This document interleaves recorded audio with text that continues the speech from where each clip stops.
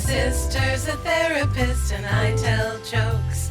We both want to help all kinds of folks. Hello, and welcome to My Sister's a Therapist. This is a podcast. It's about two sisters, one of whom is a stand-up comedian, and that's me, Virginia Jones. And the other one is a therapist, Laura Ryan, and we've been doing our things for exactly the same amount of time, which is 20 years. Hello, I'm Laura Ryan. I'm a licensed marriage and family therapist, but my main credit is sister to facetious farceur, Virginia Jones. Got so close to fart, didn't like it, did not love that. Facetious fartasticon. That was a Harry Potter spell that no one's allowed to do. Hey, if you like this podcast, I just want you to know that you need to tell a stranger on the subway, a weirdo in the dungeons, a friend at the corn dog shop that you love it. And for God's sake, stop supporting Harry Potter. I have an unfortunate claim to make. I recently purchased butterbeer flavored goldfish, and boy, were they good. The money goes to her. I know. I wanted to know what butterbeer tasted like. It's just Chick-fil-A all over again. How dare you? It certainly is. If you like this podcast and you want us to continue making episodes of it, please get on Apple Podcasts and Spotify and YouTube and Audible and tell everybody that you think it's great. Thank you so much. Laura will make you famous for a week. Laura, I don't know if you know this, but on this podcast, we take turns researching a topic and presenting it to the other person who's blinded by the light, wrapped up like a deuce, another runner in the night. It's not douche. I would hate to be wrapped up like a douche. I wonder, what is your topic this week? I'm working on the title. The topic is, why are we so obsessed with bygone eras? Why do we have golden age thinking? Why are we so fixated on eras of the past? What's it all about? I was today years old when I found out from Dr. Amy Boyington, who was at Holcomb Hall, how long it takes to get from the servants' quarters to the dining room at Holcomb Hall with a tray. It's 1 minute and 48 seconds. If you're interested in the past of Holcomb Hall when they had servants, that's how long it took them to get to the dining hall. That's the distance. If you were Roger Bannister, that would be 1/4 of a mile. She also showed us how there was an interim area where you could re-warm food with a coal burning stove to keep it hot. I'm going to start off another TikTok creator named Johno Verity. He followed a lamplighter around in London. And here's some quotes from the interview. Right now, I'm off to meet someone who does something that's been done for over 200 years, and that is lighting and fixing the 1100 gas lamps. I've got Aaron up here. He's up a ladder. What are you about to do? Are you about to change the clock? Well, I'm just winding up the clock. I'm just going to take you out and show you how it works. Inside here, every 14 days, we come along and we open up. This is over 100 years old. You have to keep adjusting it, being autumn, sunset, sunrise, different times every day. So every week we go around and we just try to catch up to make sure that they come on and off at the right times. They were designed in about the 1880s. So that's when it went from an open flame. They only use a tiny amount of gas. These are the first streetlights in the world. So you've got to keep them on because people come from all over the world to visit and to see them. People come from all over the world to see some gas lamps. What are we doing? Have we talked about on this podcast that you can never turn the small world robots off? Why do we still have those? I like to think this is the same thing. You have to constantly maintain these clocks or no one is going to be able to fix them. But why do we have these items that are so outdated that are actively still being used? That seems crazy to me. The equivalent would be if I was still using an iPhone 8 in 200 years because it was old.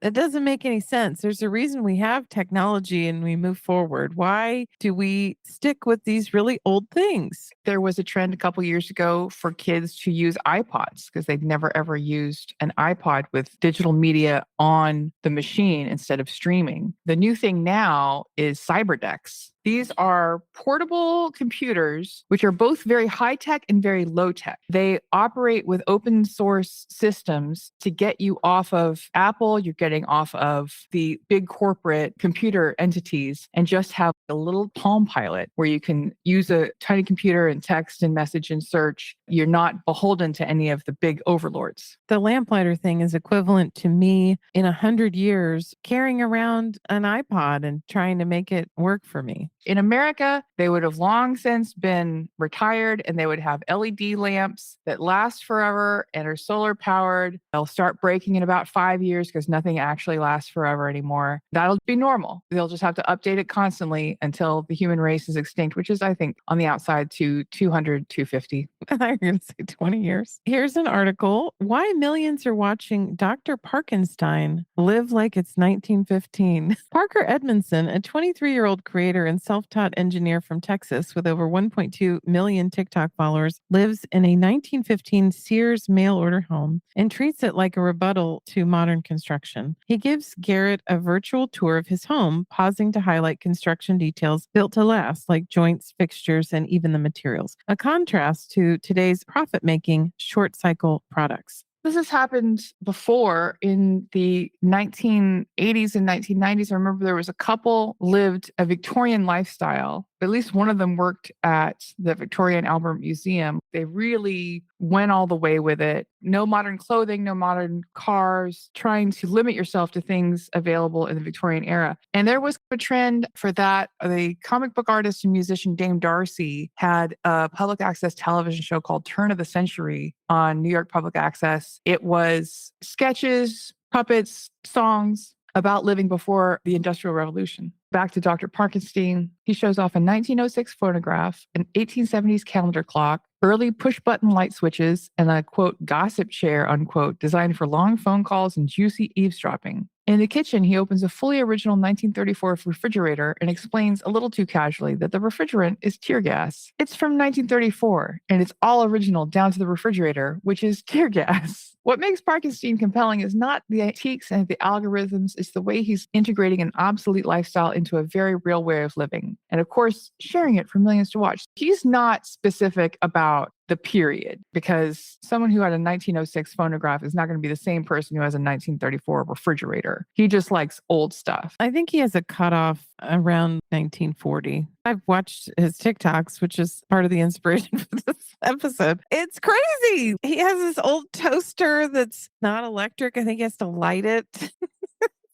I find it fascinating, but I'm also annoyed with myself for finding it fascinating. This was an interview on Subway Takes. The guest was Gabriella Karefa Johnson, and she says we should pave over cobblestone globally. When she first said that, I was like, no, it's quaint, it's adorable. It's beautiful. Kareem Rama says, 100% disagree. The cobblestone can stay. She says, oh, so you hate women. And he says, what? No, I don't even start. She said, no, because cobblestone is hostile architecture and it's also anti-woman infrastructure. Kareem Rama says, I think it's pro-horse. It was pro-horse when it was made, but now there is no use for it. Have you ever tried running for your life at 2 a.m. in the West Village? You are banker bro bait. Kareem says, wait, so we're talking about women's safety here. We're talking about women's safety. 100% agree. Get rid of it. Get rid of all of it. I also find that it's very MAGA. I feel like this bygone era romanticization when only white men had important places to be and you can leisurely stroll down your street. It's not something that I am interested in preserving. But this is why Europe is awesome and the US is not awesome. You know what? I'm being very, very quickly convinced. It's a technology discussion. And the fact is, New Yorkers, there's no place you have to be that quickly. You're running to the end of your life. It's a very hectic experience. Gabriella says, thank you.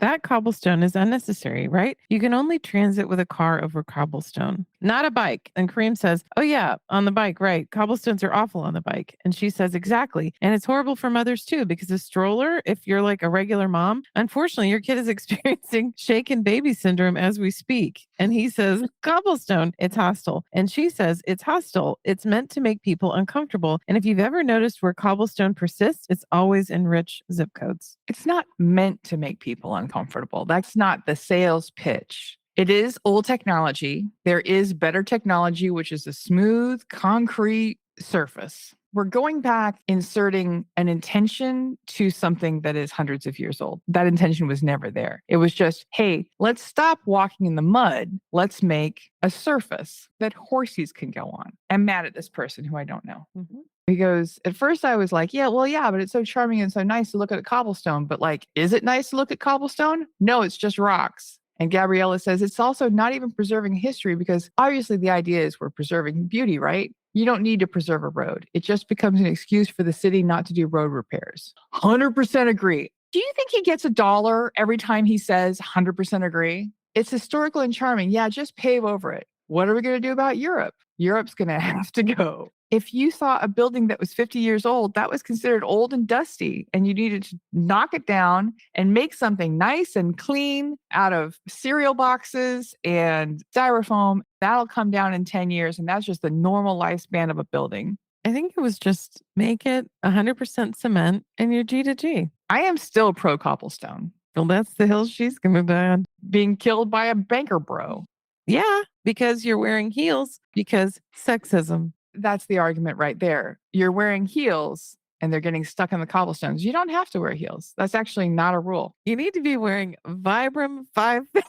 It's absolutely the safest thing. That's what any modern woman should be wearing on cobblestones. Why are we so obsessed with the past? Well, Joelle Maillard had that question, and she said, a significant part of human existence seems to lie not only in frequently reminiscing about our own memories, also becoming captivated by periods of time we have never experienced ourselves. The early 1700s were shaped by a shift in the holistic view of human beings, influenced by philosophers like Kant or Voltaire, who were inspired by classic literature like Plato or Aristotle. Quite similar changes had already occurred in the Renaissance. So one trend has at least two comebacks. In a world defined by a rapid change and constant digital connection, many have begun to look backward in search of stability. By revisiting earlier decades, societies find comfort in the illusion of familiarity. Old music, vintage clothing, and outdated aesthetics become emotional anchors in a time when even the present feels too overwhelming. Younger generations can choose another route of escapism or bonding over their affection for a past before their past. We talked about the fact that the Vibram Five Finger shoes got sued for $3.75 million, right? I think it was just because they were poor fashion. But they were making claims that it would make your feet stronger. It was good for your feet. And they basically had to pay out every penny that anyone ever paid for them shoes. Because they weren't actually good for your feet. And they also look terrible. And it's a surefire way to identify an engineer with autism or someone who met their husband at Burning Man. Somebody who has done a lot of drugs. Part of the comfort of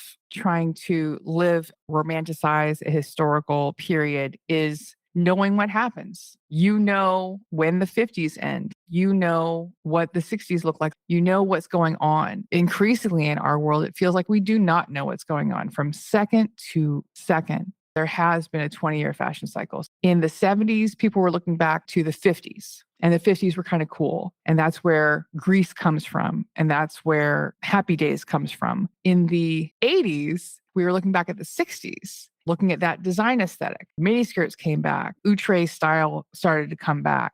But also lots of Laura Ashley and clothing styles from the Victorian era. Back to the turn of the century. There's multiple trends. And the 60s were very much looking back at Victorian era and little doll dresses. These things happen again and again, except for in the 60s, they were short, and in the 80s, they were calf length. One thing I have noticed in all of my years of being on this planet is that people always get excited about prosperous times. The 50s, the 60s, the 80s. No one ever wants to cosplay the Depression. What societies so often choose to remember are the bright moments, the good parts of an era, while conveniently forgetting the struggles, inequalities, or uncertainties that defined it. Nostalgia smooths over history's rough edges, turning complex realities into comforting myths. As the future grows increasingly uncertain, overshadowed by unresolved global issues, climate change, economic instability, social division, nostalgia functions as a collective coping mechanism. It allows us to pause amid the relentless momentum of modern life, to borrow meaning from what once was, and to momentarily escape the fear that what lies ahead might not be better. As long as progress continues to accelerate and unsettle, the past will remain our most reliable source of comfort and inspiration, an endless dialogue between what once was and what we are transforming into. I'm thinking of other times where we have returned to the past. The pre-Raphaelites, they were painters, sex addicts, and perverts. Painters, perverts, and sex addicts.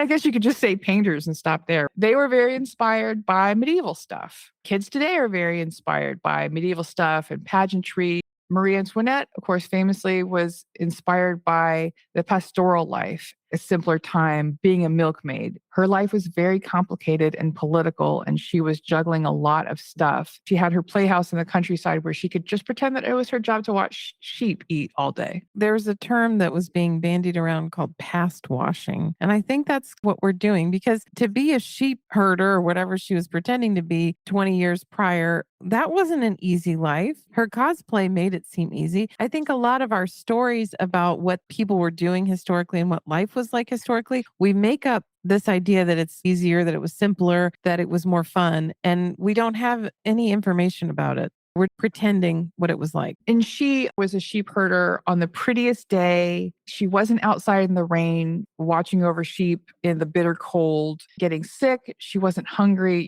Most importantly, she wasn't relying on the sheep to give her an income to feed her family. Right. This is very on point. Why are people suddenly obsessed with the Middle Ages? This is an article by Tanner Garrity. It says Golden Age thinking is defined as the erroneous notion that a different time period is better than the one one's living in. It's present in the fetishizations of fitness influencers who've built businesses encouraging their followers to eat and train like ancient hunter-gatherers. It's built into the thought processes of modern conservatives who urge voters to remember the good old days when America was still a superpower and your neighbors actually look like you. And it's in the trite rallying cries of today's music snobs who somehow fail to see any survivor bias when longing for the decades that apparently produced society's best music. It's widely known that the best music came out when you were in high school. I try to keep my hand in with music today, but it tends to be music that is at least inspired by the music that I liked when I was a kid. I listened to your kids' playlist today. Why did you do that? Could not make heads nor tails. Why did you do that? You were wasting your life. You'll never get that time back. But I wanted to be a Sigma with trained ears. You were a boomer cuck. When you say we whitewash, we golden age the past, that's what brains do. The dark parts become diminished and the bright parts take precedence. The 50s was just one big sock hop. You were just hanging out at the soda fountain with your friends. There was not racial tension and no one was lynched. And no one was getting graped in the streets. Nothing bad was happening. Everyone just loved each other. There was Dwight D. Eisenhower and it was just good times. Yeah, it was the malt shop, doo-wop. As of late, Golden Age thinking has gotten even more dubious than usual. Some online that have begun to obsess over the Middle Ages, an era that roughly lasted for the years 500 to 1500, and the lives of the peasants who lived, worked, and died in those centuries. The general thesis? While the Middle Ages were supposed to be miserable, Twitter is telling me that the peasants of that time actually had pretty decent lives. They worked less, relaxed more, and had more time with their families. Surely that means my life, with its limited PTO and constant mandatory Zoom calls, is worse than that of a peasant. We used to refer to the Middle Ages with a Thomas Hobbes quote, brutish and short. And now we say it was the best of times. It was the worst of times. That would be the French Revolution. I just like to misquote historians. Going back to your comment about fitness influencers and how we're supposed to be living like cavemen and that's good for us, I did see a back and forth of Neil deGrasse Tyson talking to David Dastmalchian, who is my boyfriend, saying, think about it this way. Cavemen were eating all organic foods, getting lots of exercise, tons of sunlight, and they all died by 30. It's not all it's cracked up to be, team. As alluded to in a recent piece by The Atlantic, a viral tweet by writer A.Z. Dungy pretty succinctly summed up this viewpoint. Not so subtly stirring the pot, Dungy wrote, medieval peasants worked only about 150 days out of the year. The church believed it was important to keep them happy with frequent mandatory holidays. You have less free time than a medieval peasant. My point is that we give a lot more labor to increase someone else's wealth than in times past. We generally work much longer hours. We have far fewer holidays and times of community festivity. The idea that this is normal is completely wrong and frankly outrageous. This is the new conversation that peasants took long lunches, took naps, worked 3-4 hours a day. Most of the time in the harvest times, you'd work tremendously long hours. Your year had peaks and valleys. And now we're all just working every possible second that we can to make money for someone else. Also, the peasants were working to make someone money because they didn't own their land. The money was all going to their landlord and to the king. It's easy and manipulative in its own way to cherry pick facts and explain to the modern working class all the ways in which they're being manipulated. But for once, for the love of all that is good, let's leave the golden age thinking out of this. That's what humans do. We're not going to be able to.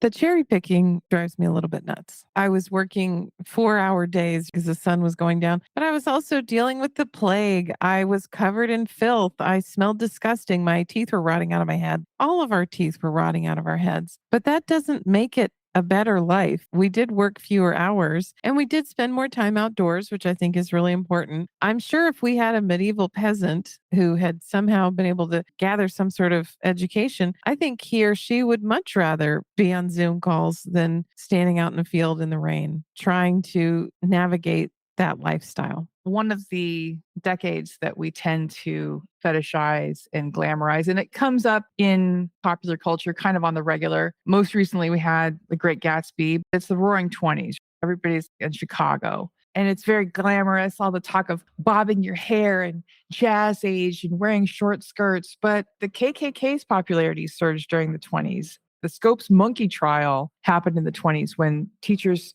were not allowed to teach evolution. Organized crime, Al Capone was ruling Chicago in the 20s. And of course, at the end, you had the economic crash. But there was plenty of negative stuff going on in the 20s, unless you were living at Hudson Hall.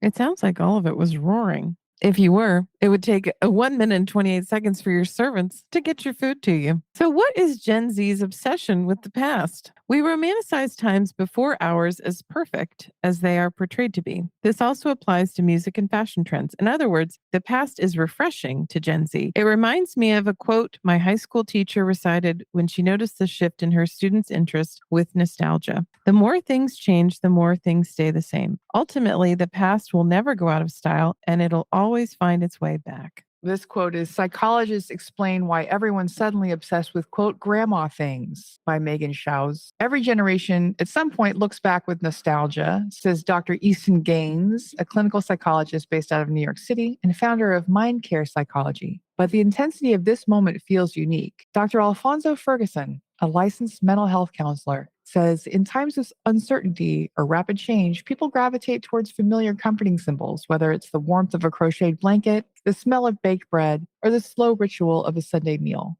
By getting interested in activities that feel archetypically grandma, we're creating a sense of safety, stability, and a connection to tradition, Ferguson adds. I think this is where cottagecore is from. I want a simple life. I want to wear pretty dresses. I want to have a homey atmosphere. If a generation of people brought up by and on telephones, I understand and connect with this desire. I'm not attracted to it, but I understand the appeal of simple things. Living in a time where you had quality clothing that you might wear for many years. You did not have a bunch of processed foods. The things that make modern times convenient and easy and in some ways possible are really bad for us. In the United States, we're currently navigating through a lot of cultural shifts. The tense political climate, looming economic uncertainty, and ever-changing landscape of the digital world are a recipe for burnout. Quote, we are living in a season of collective exhaustion, end quote. Our calendars are full.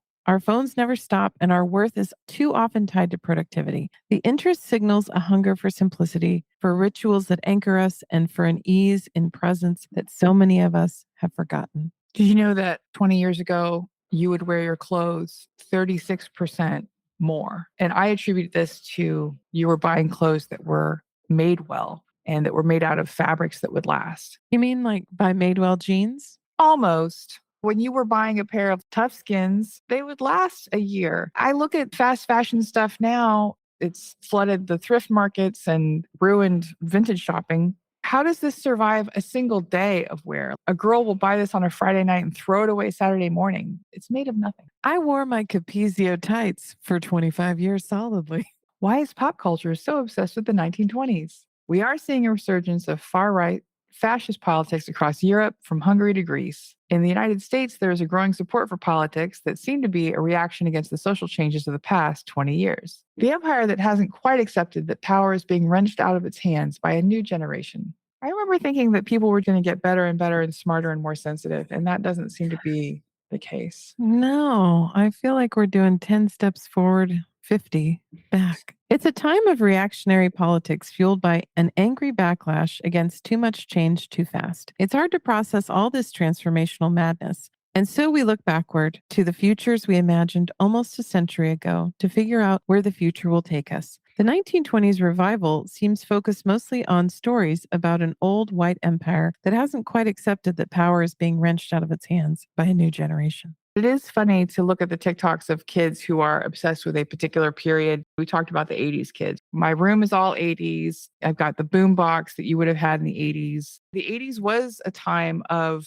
financial growth and stability for a lot of people. It was also a time of horrific violence. Cultural upheaval.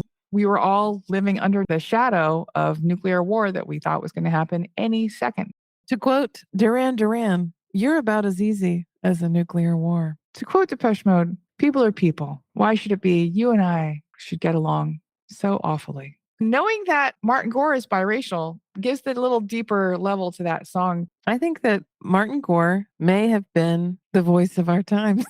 Kids are obsessed with the 20s because they find familiar shadows of fascism. They love fascism and they want to do more of it. That was the time when it was okay to be white, I think.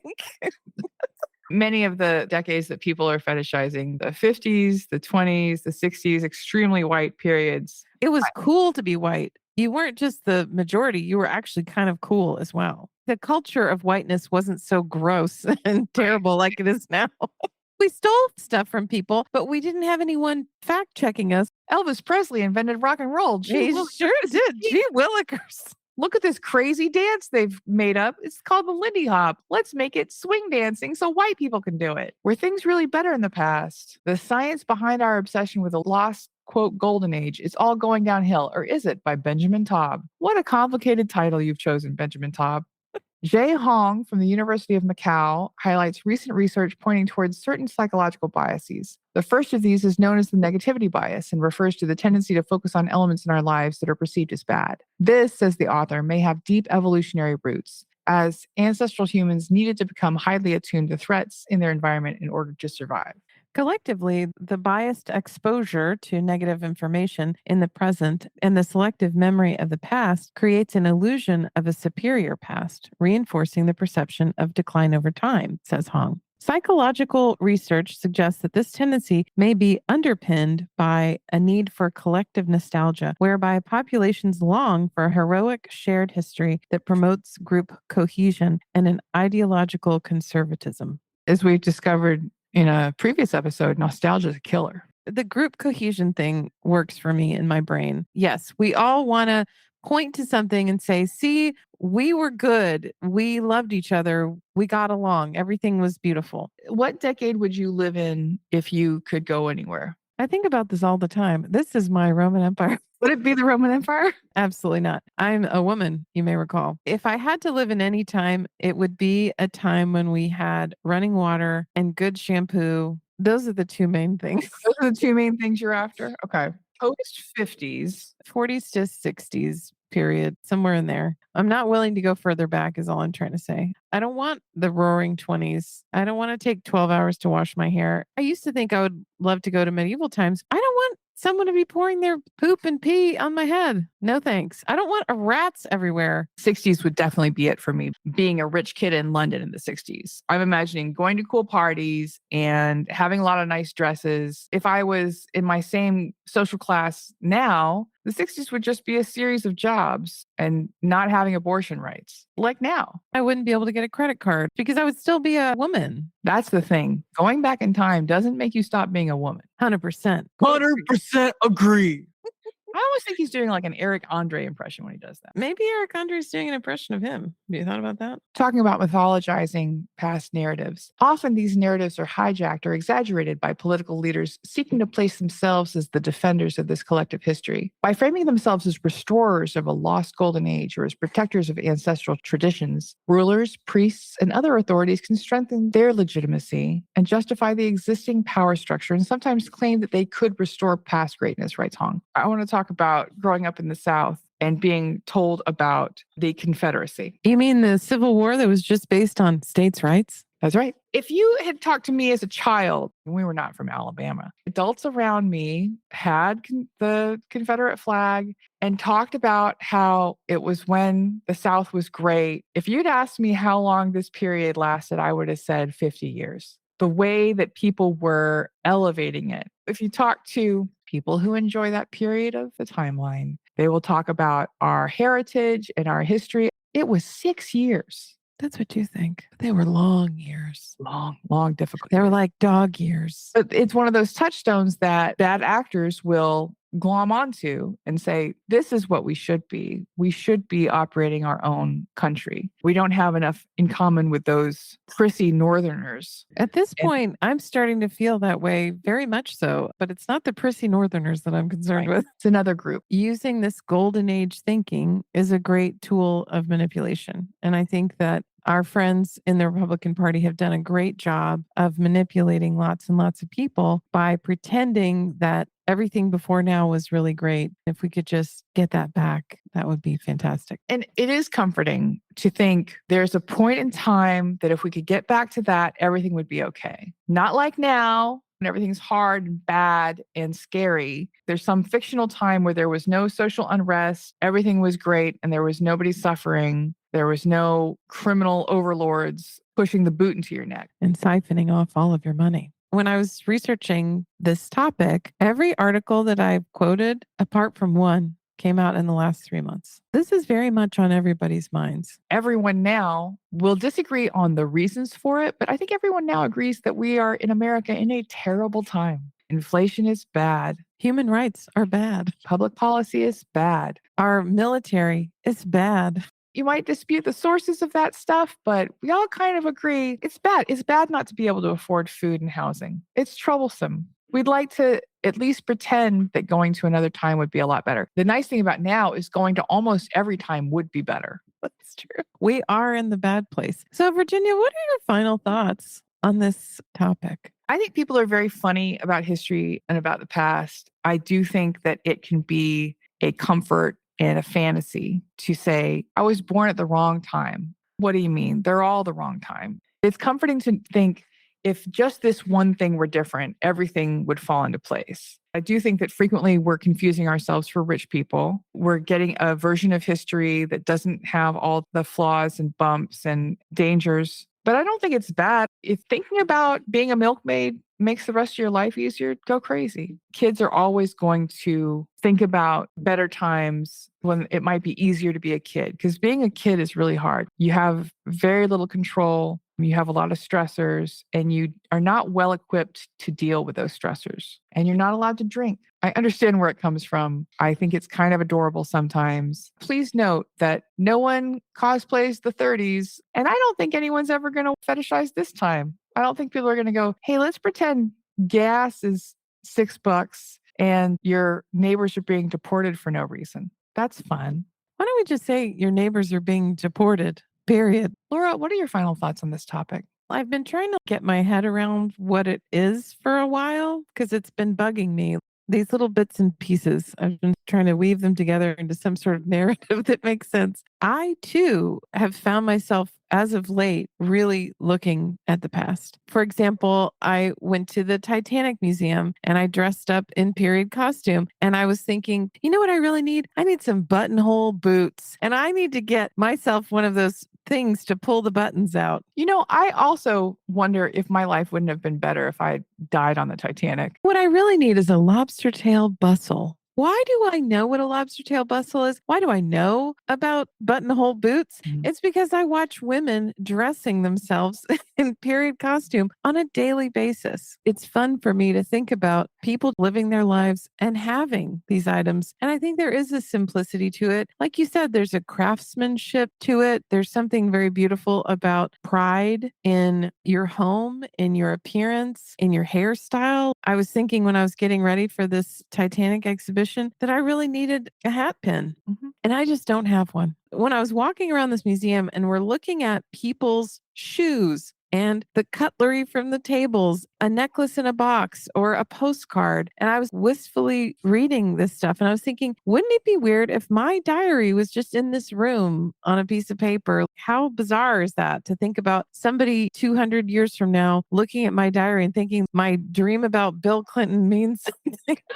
We are always the same no matter what generation we're in. I do understand. I think cobblestone streets are beautiful too, but I also understand that it's dumb for us to continue to uphold these super ancient things that don't make sense for us anymore. There's a cycle because we're very old. We've seen it happen a couple times. You get something and it's new and it's cool, and then it starts to become less cool and then it's out of fashion. And if you just sit on it for 10, 15 years, it will come back and be cool again.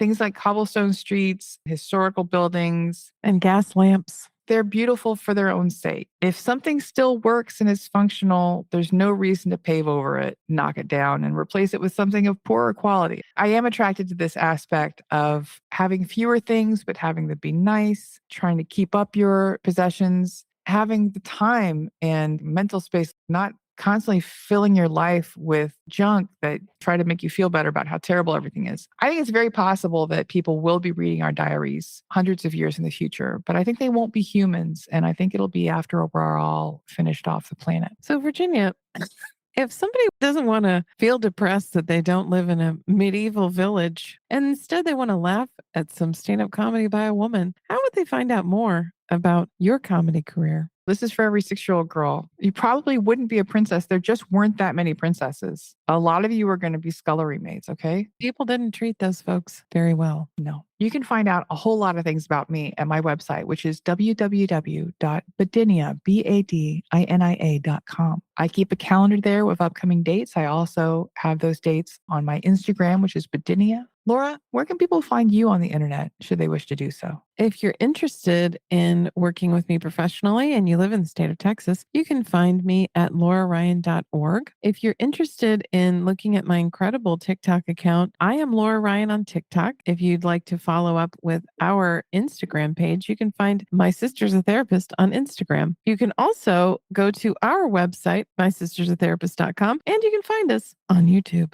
If you have an idea for an episode, or if you'd just like to give us a compliment, something to make our day better in these trying end times, you can write us at hello@mysistersatherapist.com. If you'd like to hire us to promote something, you can write us at the very well-named hire us at mysistersatherapist.com. If you'd like us to hire you, fat chance. Yeah, we don't have any money. We don't have any money. Laura, now's the time of the show where you sometimes will read us a nice comment or a review that someone has left for us. Do you have something to share this week? I most certainly do. This is a YouTube review from Sweet June 319. This is a great podcast. I've learned a lot and I'm getting so much information about a field that I'm not an expert in, but it feels both accessible and fun. Thanks, Sweet June. Laura, I'd like to hold your hand and hearken back to the words of our founder from a much simpler time, which was the 80s, when our spiritual founder lived, sort of. The words of Billy Ray Valentine Capricorn, as he said, "We can make it, baby." Me and you. Bye. Bye.